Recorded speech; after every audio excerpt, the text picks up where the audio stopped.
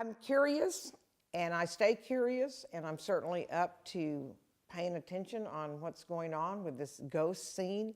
I'm also okay to leave it a mystery. And I think perhaps we tell ghost stories as we tell all stories, to find out and reflect back inside of who we are and what might be happening out there in the world. Who's to know? But what I want to know is, who wants to go to the cemetery with me tonight?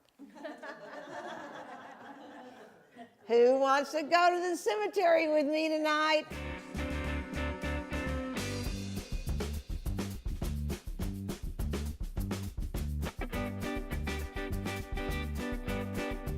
When I was in my 30s, I moved into a new house, and it wasn't very long after that at night I would feel someone getting in bed with me. And I would sit up and I'd turn on the light and I'd look around and there was no one there.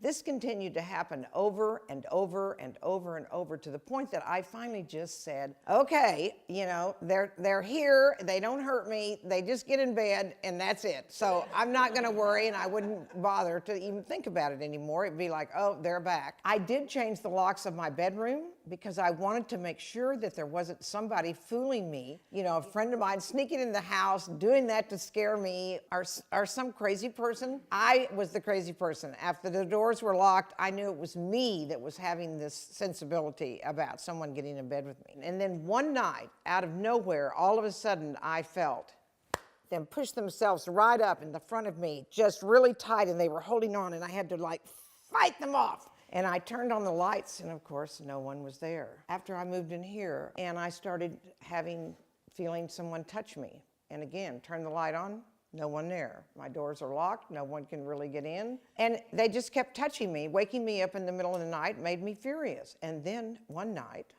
I felt someone's arms go underneath my back, and they lifted me off the bed about a foot. And again, I was like, you know, I was fighting, and I didn't feel a sense of dropping, but I knew in both of those instances that that was the same entity, the same person. I didn't know who they were, what was going on, or what that was about. And again, I thought, I'm just having bad dreams, I'm making this stuff up, I'm just a crazy person.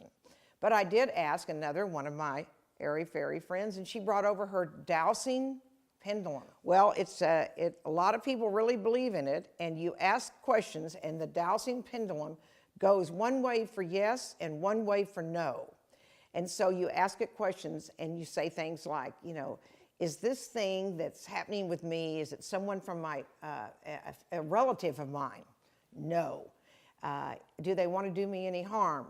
No. You ask all these questions, and just out of the clear, just in my head, all of a sudden I said, ask if it's Charlie Kirkpatrick. Charlie Kirkpatrick, I can barely say his name, I hate him so much. Charlie Kirkpatrick. And the dowsing thing, instead of going no, changed immediately and went this way. And she said, yes, who is that? And I said, it's the neighbor who abused me sexually when I was growing up in that small town in Oklahoma. Oh my God. And she said, well, I have a person who removes these kind of evil spirits or these things that want to be and possess you and won't go off to heaven or whatever. I'm rolling my eyes. And he can make it go away. Well, I was so desperate, I made an appointment with him. I drove to his house. I went in, he had children's toys all in the front yard and inside the house. And he set me down and said, tell me what the problem is. And so I did, and then he said, I'm bringing him in. And he said, he's here.